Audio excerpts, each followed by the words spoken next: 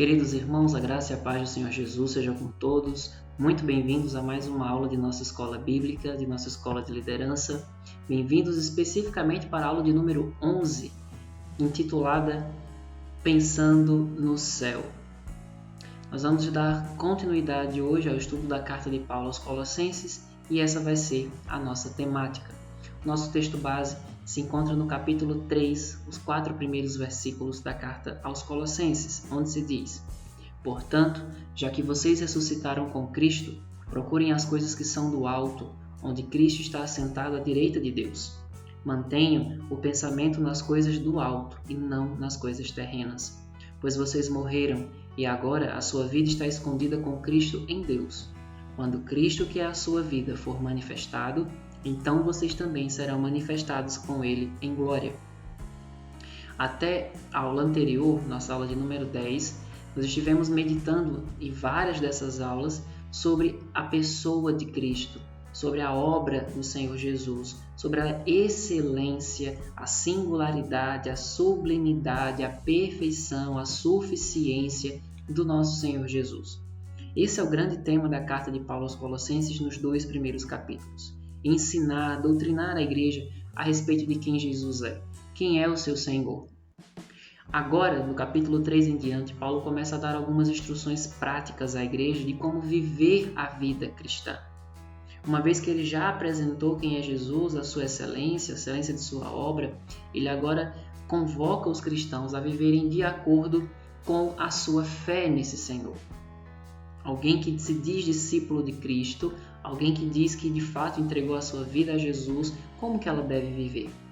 E a primeira coisa que Paulo chama a atenção aqui é para que eles pensem no céu, não percam a perspectiva da eternidade e do céu. No versículo 1 do nosso texto diz: Portanto, já que vocês ressuscitaram com Cristo, procurem as coisas que são do alto, onde Cristo está assentado à direita de Deus. Devemos lembrar que a grande questão envolvendo a carta de Paulo aos Colossenses era que haviam falsos mestres querendo perturbar doutrinariamente a igreja, dizendo aos irmãos que deveriam ter tais práticas ou não ter tais práticas sobre comer, sobre o que fazer ou não fazer.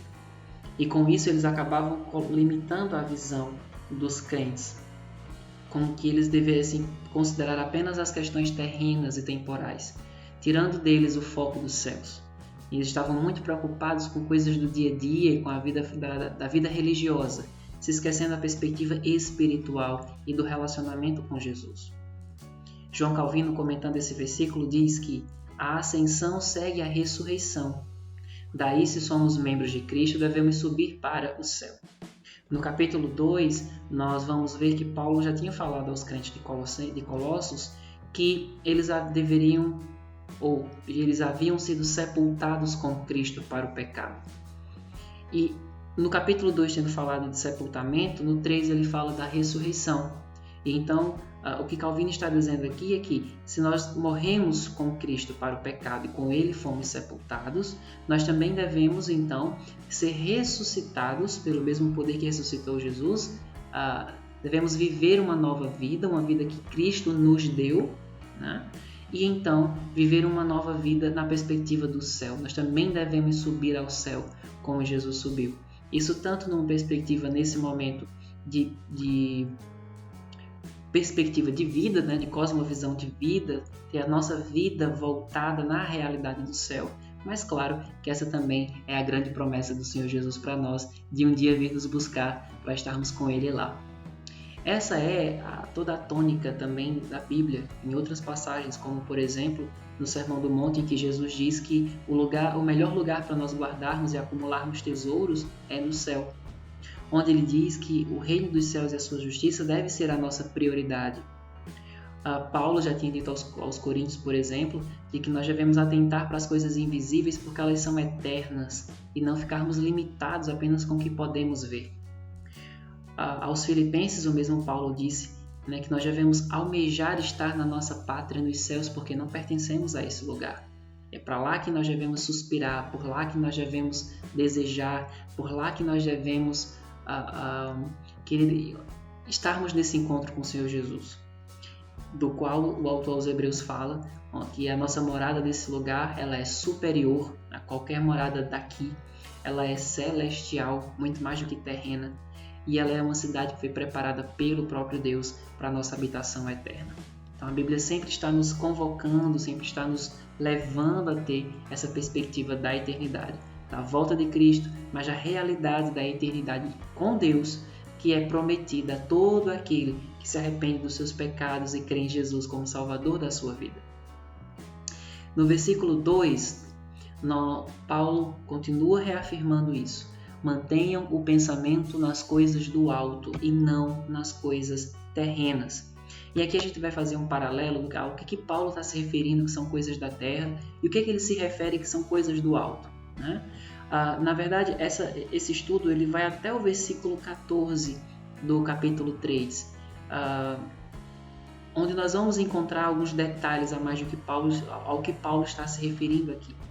Se nós fizermos uma leitura um pouco mais extensa e formos até alguns versículos à frente, nós vamos perceber que por coisas da terra, né, Paulo está se referindo à prostituição, à impureza, à paixão lasciva, a toda forma de desejo maligno, a toda avareza, a toda ira, indignação, maldade, maledicência, linguagem obscena, né, a toda mentira, a toda divisão, a toda contenda, né? Ele diz, inclusive, que as pessoas que praticam estas coisas, sobre elas vem a ira de Deus, e diante de Deus eles são considerados filhos da desobediência. E ele lembra aos crentes colossenses que já se arrependeram dos seus pecados, ele diz, vocês viviam nessas coisas. Isso era o que configurava o velho homem de vocês. Então deixem tudo isso. Mas se você ler a partir do versículo 5, na sua Bíblia aí em casa, você vai ver que Paulo vai estar condenando que eles abandonem essas práticas porque elas já não condizem mais com a nova identidade que eles receberam, da nova vida que eles receberam com Jesus, né? E dentro da perspectiva bíblica, nós vamos perceber que cada uma dessas coisas estão ligadas, por exemplo, ao que nós conhecemos como obras da carne, né? Aquela lista de Gálatas 5, 19 a 21, de alguém que não vive pelo Espírito Santo de Deus, de alguém que não vive na busca, né, de desenvolver o caráter de Cristo, que não conheceu a Jesus ainda. Então são pessoas que vivem em pecado, para tentar trazer tudo aqui num pacote, né? Pecado, tudo isso são pecados, né? E o contrário disso, Paulo vai dizer que eles devem pensar nas coisas do alto. Então, caminhar na verdade, não mais na mentira, né? Crescer no conhecimento de Deus, não ficar mais apegado a coisas religiosas, né? Crescer em conformidade à imagem de Cristo, estar unidos a Cristo, né? Em vez de desunião, em vez de palavras obscenas, de maldade, desenvolver o caráter de Cristo Jesus em mansidão, em bondade, em benignidade, em domínio próprio, em amor, em alegria. Todos esses elementos que compõem o que a Bíblia nos apresenta como fruto do Espírito, o exato oposto das tais obras da carne que cito aqui no lado das coisas da terra, que é o caráter de Cristo desenvolvido na vida do cristão quando ele anda no Espírito Santo, né? Inclusive em Gálatas 5:24, quando Paulo apresenta o fruto do Espírito, ele diz: os que são de Cristo Jesus já crucificaram a carne com as suas paixões e seus desejos. Então, já morreram para estas coisas. Então, não compete ao cristão viver com esse tipo de comportamento. A impureza, a mentira, a maldade, a ira, as divisões, isso já não faz parte mais da sua nova identidade. E se ele ainda caminha assim, de maneira impenitente, né, de maneira deliberada, isso só mostra que ele realmente ainda não teve um encontro verdadeiro com Jesus e o Espírito Santo ainda não habita nele.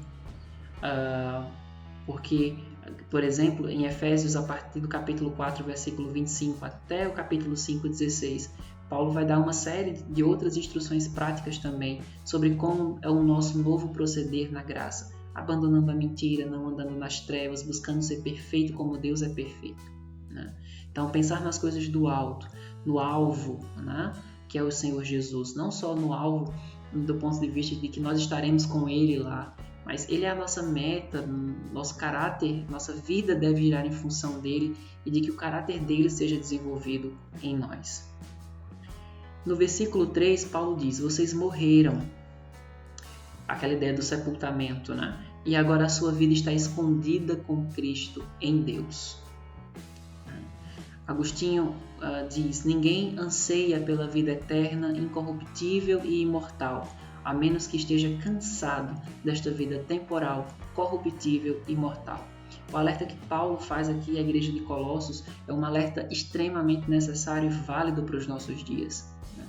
Quanto menos consideração pelo céu nós tivermos, e quanto mais nós estivermos focados nas coisas desta terra, pouca importância daremos à nossa vida espiritual, ao desenvolvimento do nosso relacionamento com Jesus, à importância da nossa vida de piedade, da nossa vida de devoção, à importância de estarmos com Cristo. Consequentemente, não fará muita diferença querermos estar com Jesus no céu. Afinal, a nossa meta e o nosso horizonte de expectativas limitado ainda está nas coisas deste mundo. Ninguém anseia pela vida eterna a menos que esteja cansado desta vida temporal. A Bíblia nos ensina essa perspectiva de que a nossa vida está escondida com Cristo, de que o Senhor tem grandes coisas preparadas para o seu povo, que nós vivemos não em função dessa realidade, nós vivemos em função de uma realidade de eternidade, de uma realidade de redenção, em que todo o mal será julgado, todo o mal será punido, a justiça de Deus será estabelecida sobre esse mundo. Né? Todos os nossos inimigos, a morte, o mundo, o pecado, o diabo, a carne, tudo será vencido no fim. E então entraremos no gozo eterno, na alegria eterna, para todos sempre na presença de Deus. Então, a Bíblia nos convoca, a Bíblia nos impulsiona a aumentarmos a extensão do nosso horizonte de expectativas para além das coisas deste mundo, mas olharmos para o céu, olharmos para a eternidade. Em 1 João 3,2 diz: amados, agora somos filhos de Deus e ainda não se manifestou o que haveremos de ser. Já fomos adotados, somos amados por Deus. Deus tem trabalhado nas nossas vidas. Deus tem se relacionado com você por meio de Cristo Jesus, pela obra dele, do Espírito Santo, que é realizada na sua vida e na minha vida. Mas ainda não se manifestou o que haveremos de ser. Há coisas ainda muito maiores, muito superiores, muito mais divinas, soberanas, que vão acontecer nas nossas vidas, que Deus tem preparado para a sua igreja. Paulo, em Romanos 8, diz: porque para mim tenho por certo que o sofrimento do tempo presente não pode ser comparado com a glória a ser revelada em nós. Há um projeto, Deus arquitetou grandes coisas para o grande dia da redenção final, né? E para toda a eternidade junto com o seu povo. Já podemos desfrutar da sua presença, já podemos desfrutar da sua comunhão, podemos desfrutar de sermos o templo e morada do Espírito Santo de Deus, mas ainda temos muito mais a experimentar no dia que Jesus voltar e nos levar à presença de Deus por toda a eternidade. A nossa vida ainda está escondida com Cristo, aguardando o dia que Ele voltará. Por isso a gente precisa sempre fazer aquela oração: Maranata, ora vem, Senhor Jesus. Finalmente, no versículo 4, Paulo diz: quando Cristo, que é a sua vida, for manifestado, então vocês também serão manifestados com Ele em glória. Esse é o nosso alvo, esse é o nosso objetivo, essa deve ser a nossa maior expectativa nesse mundo.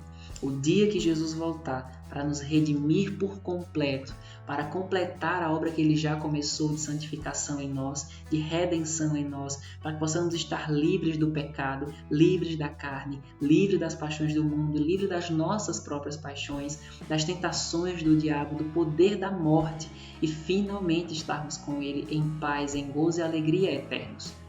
Essa deve ser a nossa expectativa, esse deve ser o nosso desejo. O próprio Paulo, quando escreveu a carta aos Gálatas, disse: já não sou eu quem vive, Cristo vive em mim. A vida estava tão escondida, né, em Cristo, que Paulo estava dizendo: a minha vida é Cristo. Né? E ele diz aos romanos: se em vocês habita o Espírito daquele que ressuscitou a Jesus dentre os mortos, esse mesmo que ressuscitou Jesus dentre os mortos também vai vivificar o seu corpo, por meio do Espírito que em vocês habita. nós temos a promessa da redenção, nós temos a promessa de que ainda que morramos nesta peregrinação terrena, o Senhor há de nos tirar de qualquer cova, o Senhor há de nos redimir de qualquer mar, o Senhor há de nos redimir de qualquer que seja o nosso repouso da carne, para que nós possamos nos apresentar diante dele. Os mortos ressuscitarão primeiro, os vivos serão transformados, mas todos levados pelas mãos do Senhor Jesus à presença de Deus. Todo o povo remido do Senhor, arrependido dos seus pecados, crente em Cristo Jesus, crente em Jesus como seu Salvador, crente em Jesus como seu suficiente Senhor, crente como em Jesus a sua vida. Para lá que nós caminhamos, para lá que a Bíblia nos convida a colocar os nossos olhos. Concluindo, Calvino, comentando esse texto, diz o seguinte: em primeiro lugar, Deus é fiel e, portanto, não negará o que ele confiou a si mesmo, nem enganará na proteção que fez inabalável. E, em segundo lugar, a comunhão com Cristo produz ainda maior segurança. Portanto, o que nos deve ser mais desejável do que isto?